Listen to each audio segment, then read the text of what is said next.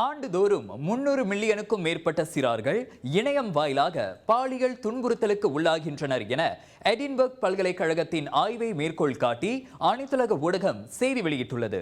அவர்களில் உலகில் 12.6 விழுக்காட்டு சிறார்கள் அவர்களது அனுமதியின்றி பேசாமலேயே ஆபாச மற்றும் பாலியல் காணொளிகளின் பாதிப்புக்கு உள்ளாகியுள்ளனர்.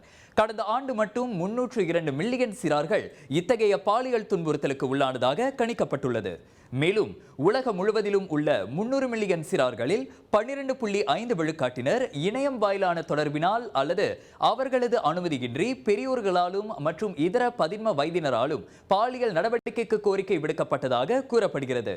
இவற்றில் பாதிக்கப்பட்டவர்களுக்கு எதிராக பணத்திற்காக மிரட்டப்பட்ட சம்பவங்களும் நடந்துள்ளன. உலகளாவிய நிலையில் இத்தகைய சம்பவங்கள் நடந்த போதிலும் முதல் இடத்தில் உள்ள நாடாக அமெரிக்கா கருதப்படுவதாக ஆய்வாளர்கள் தெரிவித்தனர்.